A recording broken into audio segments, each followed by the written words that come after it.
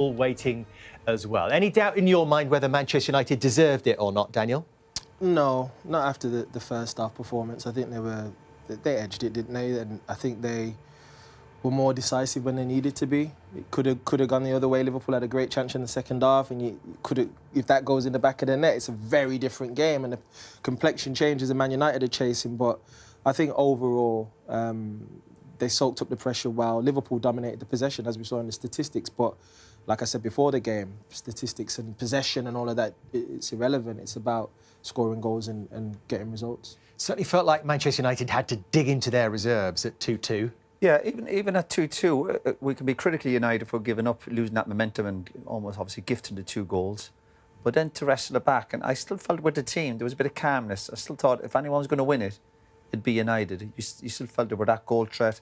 Now, United would also be lucky that there was no Salah or one of Liverpool's top strikers on the pitch, because I think they would have certainly created more problems for United. So we've seen the best and the worst of United today. Scored 3 goals, could have scored more, but they lost momentum. They're 2-0 up, and you're thinking, at half-time, you're thinking, we also want to see a complete United performance. We're just seeing bits and bobs over the last few months. But again, they gifted certainly the second goal, and even the first goal, even when they make the mistake, give it away cheaply, to run that distance and no one put a tackle in, it's not good. So they're the worries for United. You're on about the bigger picture next year in terms of competing in the Champions League. But to score 3 goals and get the job done, you have to give them all the credit. It's going off Šeško's hand, but all the replays that we've seen, Daniel, that's probably the one that might suggest there's a bit of fingernail involved. Yeah, that's the one there. And I think there's a connection on the ball. There clearly is. Again, they've decided it's not enough to overturn it, which is fair, but it touches, you can see it right there, boom. Even his hand, you see his hand movement, you see his hand moves. So, but even when he's touched the ball, but again, would it have gone in the back of the net if it not touched his hand? Well, if it comes off his hand, it can't be a goal. So if they thought that was conclusive, that would have been chalked off. Well, we just saw the touch. But even when you turn up for these games, here we're talking about defending Robertson and McAllister, you still need your experienced players to at least do the basics right. And McAllister had a nightmare today. And even Robertson, the first half, for a couple of goals. Experienced players not doing the basics right. And then they couldn't quite... Well, they did get back into the game, but you always felt United had another goal in them. Was it a case of a little bit of a helping hand, perhaps, from Manchester United there, but then Manchester United giving Liverpool a helping hand coming out? Because I suppose we were a bit surprised that Liverpool didn't change things, but it didn't impact them too much, Daniel. Not at all, and great interception here, of course. Looking around which decision he's going to make. It's got the ability to take somebody on, and it's a very calm and collected finish, goes through the legs. What we're talking about here in these areas here, you got to keep it easy, keep it safe. It's a poor pass, of course, and off they go. And it's but when you make a mistake like that, which can happen, you want one of your teammates to help you out. You talk about defenders, Maguire and Dalot. What do you want to see from Maguire and Dalot here? Make better decisions. Like even what? Dalot, what do you mean, like what? Like tackling him. Here, look at Dalot. Not that intensity. Look, people go, oh, it's gone through his legs. I don't think them bits are unlucky. I think that's just not getting your positioning right, not being dogged. No, credit to Liverpool from an attacking point of view. Oh, listen, he's ran 40, 50 yards, and when they made a mistake, but these are international defenders. Let's have another look at what it, you saying, Roy. what they're supposed to... Well, do more than what they've done. Because they end up not touching him. Because, OK, it's a poor mistake. Obviously, you just come on, sloppy. And then you go, what? So he's going to run 40, 50, 60 yards without someone making a tackle? Maguire's got to do better. I don't know where Dalot's going. Even then, Dalot makes that run. He's got to go with the runner. But then when you make a decision to go to the ball, do it properly. I think the thing is here is how many men have committed forward. It's one pass and boom, they're right at him. Yeah, but it's at this moment, it's 2v3, 3v3 maybe, 3v... But the top defenders, you have to deal with that. You know what? Nah, but I fancy myself. I fancy myself there, Roy, though. If I'm subbers like here, I'm saying, cool, let's have it now. Mano y mano. I've got the ability to take you on. You think but you know what? And you know, yeah, of course. I've won the battle. That's it. I couldn't agree more. Your mindset would be, I'm going past you. But if you're a top defender, you're going, oh, let's have it now. Yeah, that's what I mean. Let's have it. And obviously, he's got the better ones. So that's why you have to be critical of defenders. 1v1 or 2v2, you at least put pressure on the shot. Just don't let him pull the trigger. So as attacking play, you would welcome the fact if they don't make a tackle because you're pushing them further back to their... Do you know what he's thinking, Daniel? Yeah, you know when he's running. You know when he's running with the ball. I bet he's thinking, I'll just keep going. I'm keep going. It's like at some point you have to go as a defender. For me, make my mind up for me. If you allow me to run with the ball all the way like that and get to the edge of the box and just have to do not even a step over, not even a crazy fast move where I'm exploding past you. It was literally just a little shimmy of the left foot, move it to the left, and then boom, you have an easy shot like that. It was an easy opportunity. And if you make a decision, you might go, I mightn't get the ball, but I'm taking the man down because you got bodies. Even give the foul away. Make a sacrifice for the team. It's that, isn't it? How rare is it now that we see just a professional foul? You know what? Boys, get me a yellow card. Take my yellow. And we'll regroup, You shout at everyone, you go, boys, listen, what we doing here, boom, boom, boom, and it's done. But as you see, they're retreating instantly. Kobbie's trying to get back. I think it's Amaz that's trying to get back. Yeah. And it's like, okay, we'll wait. But it's too easy, bro. And it's a crucial moment in the game because it's so early into the second half. Manchester United think maybe the game is won. Suddenly Liverpool are alive because they've got a foothold in the game. And then you start to see Manchester United getting a bit jittery, making unforced errors. Oh, yeah. No, listen, mate. Don't get me started here, you know what I mean? It's bizarre. You're playing Liverpool, they've pulled one back. Honestly, just go along. What's the benefit of that pass? It's too risky. Liverpool, no, again, what defines a player will you be your decision making? And the goalkeeper's done brilliant for him. Let's not be too harsh on him. I think that's his first. That's led to a goal, of course. So obviously we're going to go easy on him. But when you're under pressure, you see Liverpool pressing. Just miss him out. Just a wonderful touch there from Szoboszlai as well, wasn't it? In that sort of heated moment, just to cue up Gap. So the goalkeeper, his body shifted. He realised that, oh, I'm in no man's land here. I thought that Szoboszlai was shifted. No, shifted. Come on, guys. It's Super Sunday, baby. I ain't that crazy now. You know your boy lives on the edge. You're not that bad. But yeah, no, it was a really nice touch and very measured from him because in that moment, people panic. They're in the box. I've got a bit of time. It's a big game. We can go 2-2. He just makes the right decision immediately, and even for Gakpo to change his feet quickly looks very easy, as it should be for top players to put it in the back of the net. But in that moment, some people panic sometimes. So fair play to him for keeping his head cool. Old Trafford silenced at that point, and then starting to think what the worst scenario might be, and it very nearly materialised here. Big chance. There's Lommans, who's rooted on his line. But United were after giving a couple of free kicks away. So they were constantly under pressure. And again, just didn't quite drop, did it, for Konate there? No, listen, you need a bit of luck here and a little break. And yeah, there you go. 9 minutes after that, the decisive goal in this contest in the end, and a really special moment for Kobbie Mainoo. And yes, we did talk about how he can improve, Roy, before the game. And well, putting the ball back in the net in a big game like this. So what does he get right here? The control, and he gets over it. He gets over the ball. Obviously, he knows he's going to get challenged again. Poor from Liverpool. McAllister not clear on his lines again. Full-backs getting beaten at the back post to wide players. United doing well to keep it alive, and then just keeping under control and obviously hitting the target, getting over it. You know, he's going to get tackled here. Lovely, and maybe that helped him. He saw the tackle coming. He said, "I just need to get over it, get good contact into the bottom corner." Great moment for him. He's had his challenges over the last few months. That's the journey of any young footballer. He's stuck at it. He's got his opportunity. And to score the winning goal for a local kid, fantastic. And he loves it against Liverpool as well. 2 of his 4 Premier League goals have come against Liverpool. That was his first in 2 years. He did the same thing here in 2024. He was talking to Patrick Davison about it straight after the game there. Another vital goal in the contest, and you saw him heading off to greet his family in that corner of the Stretford end as well. Even tidier finish that time, wasn't it? And it was a mere putt then. But what a year he's had, Daniel. Considering the previous manager, it didn't seem that he could see any way from him into his team. And you question that decision now, don't you?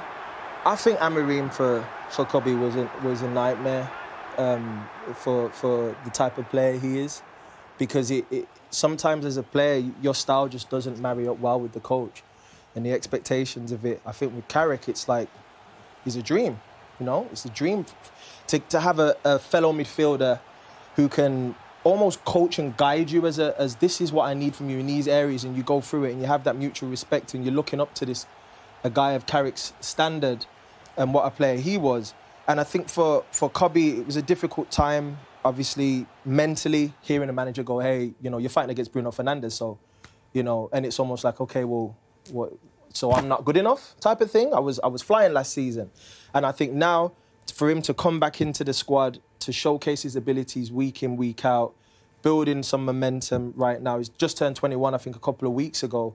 And I think he can go to the next level. I would love to see him work on his explosiveness. I think that's one thing that if he had more explosiveness, which he will get because he's only 21 years of age, and he bulks up a little bit, I think we're going to see an incredibly strong and robust guy in there who has the capacity to run. I think he does need to maybe work on his capacity to run the whole game, because with this you see a lot of players running around, flying around, pressing, and I think with Kobbie, he does have the capabilities, but he doesn't show it consistently. I think if he builds himself up, gets explosive, we're talking about a guy that can go to another level that he is now. I think the last 6 months will actually be good for him.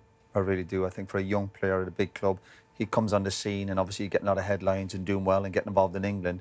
And even for a manager to come along and not rate you. In the last few months, people were talking about, previously when he wasn't playing, about going out on loan. But I always said, no, sometimes you have to sit and learn and watch the game and watch the team. And yeah, if the manager doesn't fancy you, because the whole idea of being a football manager is proving people wrong. People will always doubt you. And I think the experience, because in football, it's about good and bad experiences. And I think he learned more from this last few months than when he first got in the team, when he was getting all the plaudits. I think he's had to mature. He's obviously got a new deal now. He's got to learn his trade. He's still a young player. He's learning. He's got years before he even peaks. He's surrounded by experienced players. Hopefully they're helping him. So I think it was no bad thing. The only worry is, but when people talk about, is he explosive? And I don't know, can you improve on that? Is that part of your game if you're not quick off the mark? Is that something you can really improve on? Yeah, what a week for him. New 5-year Manchester United contract announced and signed on Thursday. A Manchester United fan and academy player to score the winner at the Stratford End, at home to Liverpool on Sunday. As weeks go, for one of their own, it doesn't get much better than that, does it? It doesn't. It doesn't. I mean, it's a fairy tale for him, because academy player, moving up the ranks, playing. He had his difficult moments with the previous manager, but now, again, fully reborn. And today he showed exactly why he's playing every minute, every game. He's been fantastic. And he's shown a lot of mental strength in that period under the previous manager as well, didn't he? Well, it must have been really difficult for a young player like him to not even get a look in. I mean, he wasn't even getting brought on half the time, and certainly not starting. So it was, it would have challenged him, and actually probably strengthened him as well for the future, knowing that this is what can happen. But I really like you. I mean, you use the word mental. I love his mentality. You know, just in his interview there, he's very calm and cool and understand, and even the way he plays is he's not an emotional play. You know, I just like him. I like I mean, there can't be many players in midfield, certainly many English players playing as well as him now in the Premier League. He's one of the best players in the Premier League in his position at the moment. It's been an incredible season, or second half of the season for him, and you can only see now his career really flourishing. He's been given a long-term contract. He's integral part of that team and the manager's plans. I can just see things going from strength to strength, and he could develop into... He's already a very, very good player, but he could develop into a top-class one. Yeah, and he's still only 21, just turned, let's not forget. But what he said there about Michael Carrick, not just him, but all the team, we'd do anything and die on the pitch for him. Well, that speaks volume of what Michael Carrick has done for the team. When you have players speak so highly of you as a manager, it shows that you transform the team and you know how to give your message to the players and they can put it onto the pitch, which is great, because this is exactly what United needed after the start of the season, and they were not performing well. So it's credit again to the training staff and Michael Carrick to put that belief into the player. And the words of Kobbie Mainoo, you know, it's a proof that the right thing are happening in the team right now. He was due a goal. He said that himself. He could do with increasing his numbers. Only 4 Premier League goals in his career. 2 of them have now come against Liverpool, his first for almost 2 years. And you enjoyed this finish, didn't you? Yeah, it was, again, using the word cool, calm, it was placed. It was, you know, he knew exactly what he was doing. You don't need to blast it. You don't need to just think of hitting the ball straight and down the keeper's throat, hitting the target or whatever. No, that is a lovely controlled finish into the corner. Goalkeeper, if you execute this properly, then the goalkeeper gets nowhere near it. You score every time. Too many people think it's just about hitting the ball and hitting it on target and smacking the leather off the ball. It's not. This is cool, calm. He places it. You've got so much room there. If you just keep your head down, keep your knee over the ball and punch it down into the ground with the side of your foot. You get enough pace on it with the side of your foot. He meant absolutely everything about that finish, right into the corner, impossible to save. Someone like your good self would sincerely appreciate that, Berber. No, I did. And in his case, he started the attack, he finished the attack, calm, collected. He was following the play, the movement of the ball. He didn't rush. He was timing his positioning correctly. And in the end, the ball ended up in his feet. As Michael said, he doesn't necessarily need to hit with so much power sometimes. Just inside of the boot, and he's going to do the job. He got the Man of the Match award everywhere, of course. The second half, you've picked out some examples of just his overall play.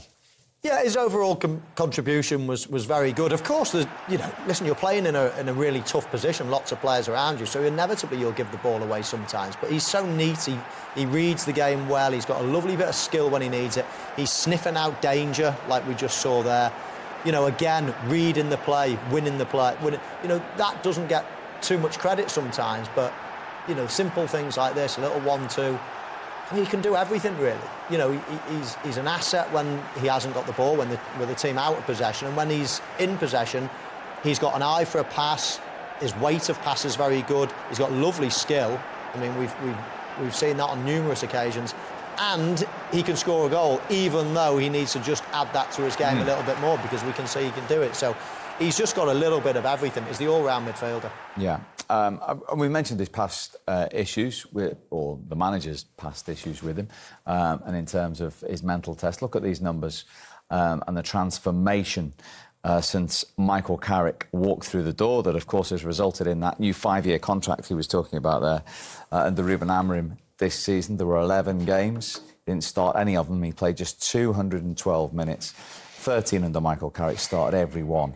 And completed virtually everyone as well. I just wonder, because managers lose jobs, go away, reset, recharge, reflect, Berber. Yeah. Nobody knows the answer to this, but I just wonder wherever he's watching that today, Ruben Amorim, whereas he actually thinks to himself, I actually got that one wrong. He must be, right? Looking at the numbers and thinking, maybe I did that wrong. Maybe I needed to give him more chance to play, because he's proving him wrong right now. And you're just wondering sometimes how football can be cruel game, unfair game, because you never know who your manager can be. And in an instant, maybe he doesn't like you. Maybe he doesn't like you how you play. You give everything, but you still don't play, like I think it was the case with Kobbie Mainoo. And now he's back into the team. Now I think he's out for vengeance in a way, to prove not only his former manager, but the people who doubted him, look, I was a bit forgotten, but now I'm back. I believe in myself. I have the qualities, and he showed it on the pitch. The way he plays with that swagger and confidence, I mean, it's a joy to watch. And of course, he's 21. Hopefully, he has so much room to grow and become even better, because he's in the right place at the right time. And the cherry on the top was the contract that he extended the other day.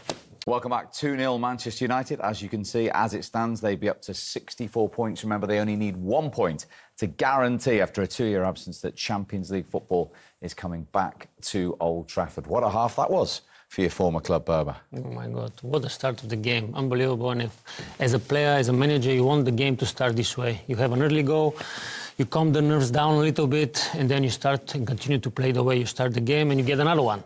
I mean, the first half is greatly controlled by United. They had the good chances to score. They scored 2 goals. Of course, the game is not finished yet. But for the moment, if they continue like this, I think they'll get the win. Marius Cunha has 3 in his last 4. A little bit of a help with a deflection in the end to open the scoring after just 6 minutes. Yeah, exactly. Do you know what? It's a very similar start to their last game, Steve, against Brentford. 2-0 up at half-time, and of course Michael Carrick then changed the tactics at half-time, changed personnel as well. I don't think he's going to do it this time, because I don't think Liverpool are threatening too much for him to think, oh, we need to tighten things up. But this goal in particular, it's a good start. Manchester United definitely the better team from the start. He has one bite at the cherry. They circle the box there, Berber, as well, don't they, with 3 players. So it's very hard for Liverpool to clear the ball. Andy Robertson's header was quite weak, and he gets a second bite at the cherry, and as you can see, the deflection off McAllister. Yeah, I think great positioning on the edge of the box. This way you anticipate the ball, and if it's dropping your feet, the result is a goal probably, most time of not. If you ask me, a bit of scrappy goal. but still a goal that United needed early in the game. And just to clear up, it was checked those players in offside position, not in the clear line of the goalkeeper's vision. The second goal was checked as well. I mean, Benjamin Šeško, what a run he's having since Ruben Amorim left the club. Yeah, absolutely. He is, and he's playing well. He's making himself a bit of a nuisance, and he's getting in good positions. I love the way he times his runs. You can see there, he just slows down his run to stay onside. I thought at the time, is there a little bit of contact there? Is it a penalty? He stays down, but then all of a sudden gets back up. Virgil van Dijk loses his man here, and he gets the goal side. And I was wondering, was that handball? Did it come off his arm or his hand? Van Dijk, I don't know, could he have gone with the runner? Once he gets back in, he's actually got everything under control again. Šeško's in his sight. He gets him, he gets goal side of him again. Now that's Virgil van Dijk's man now. Lets him go again. It's poor defending. But if you look closely from start to finish, where Mainoo anticipate the ball, and then it starts the counter-attack for United. Pass, move.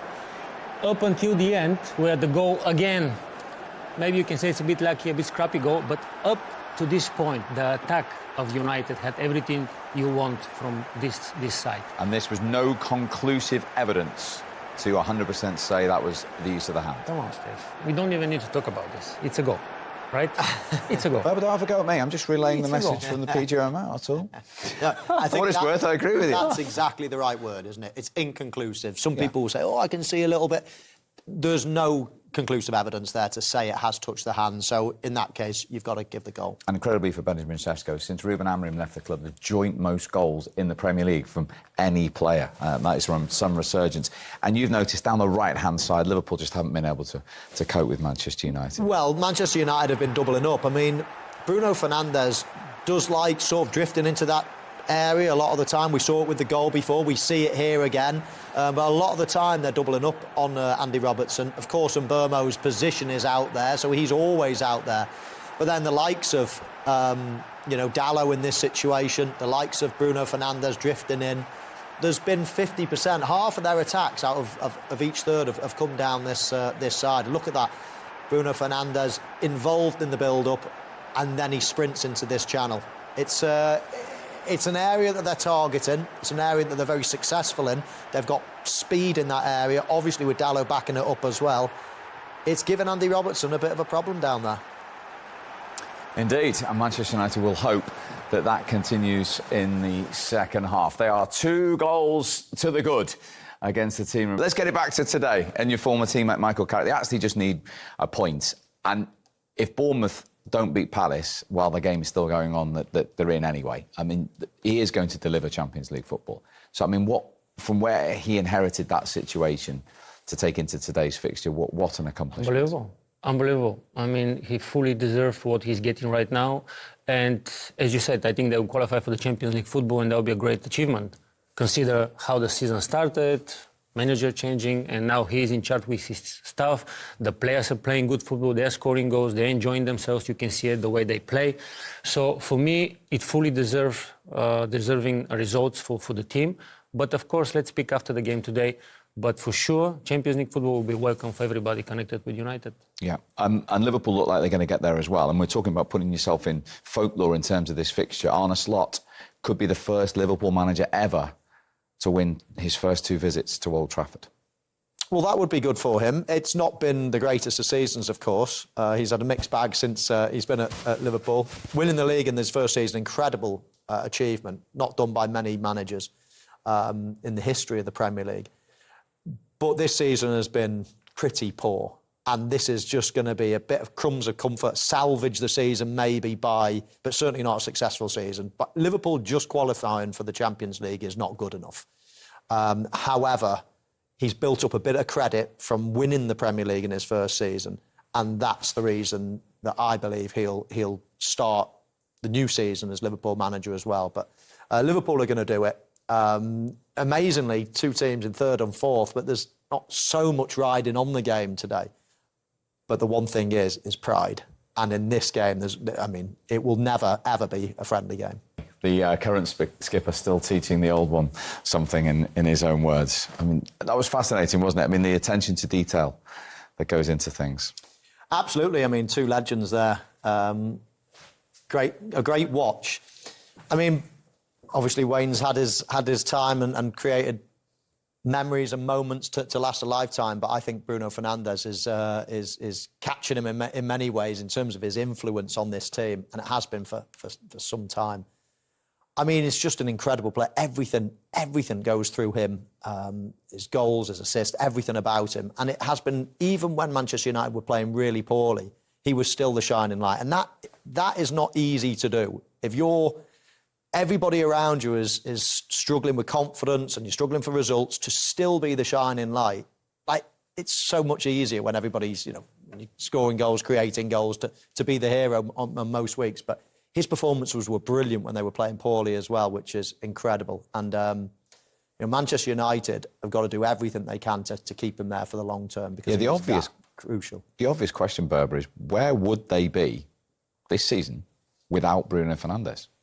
Probably not in the position they are right now, because as we saw... Would they be even in the top 10?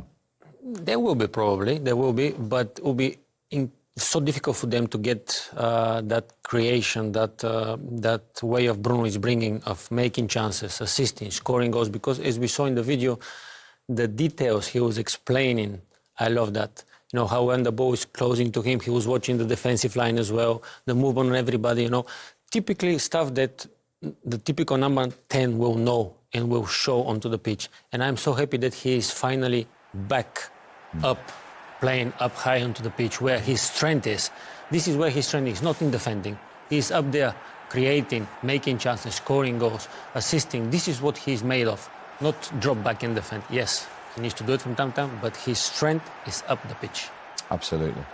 And let we show you some numbers as well for Bruno Fernandes, because we talk all the time about his durability as well, and his influence, as Michael was saying, on Manchester United. Look at some of these numbers. These are, well, they put it into perspective as well. The minutes played, over 7,000 more than any other teammate since he made his United debut, and that is an equivalent of 80 games.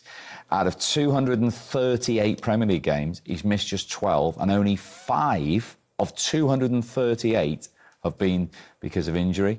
You can see the goal contributions as well. And in the Premier League alone, 70 assists, that's even 2 more than the next most, Mo Salah. And the chances created are 220 more than any other player. Now, with your creative juice head on, I mean, that is simply sensational, isn't it, in terms of one influence on one single team of that size? It's fantastic numbers, and shows you how intelligent Bruno Fernandes is on the pitch. And that's why I said up there, close to the goal of the opposition, close to his teammates, where he can give that final pass, he can, improvise something. When the team is struggling, you need players like this who in the moment you can decide what to do with the ball. And the stats are incredible. What can we say? I mean, it shows and further prove that this person, Bruno Fernandes, number 10, is the guy who is moving United. That's in a team as well. Forget this season. That's in a team that have been so average for so long. Where did they come? 15th, 16th or something like that last season? 15th. 15th in the league. And 8th the season before. It's incredible. Absolutely incredible. And we all talk about it, don't we? We speak with our friends about it. If somebody came in and offered 100 million for Bruno Fernandes, now, would you take him? Would you? I mean, I don't care how old he is. I don't care, how much he's earning a week. That he is the single most important player to any team in the Premier League. I'm absolutely convinced of it.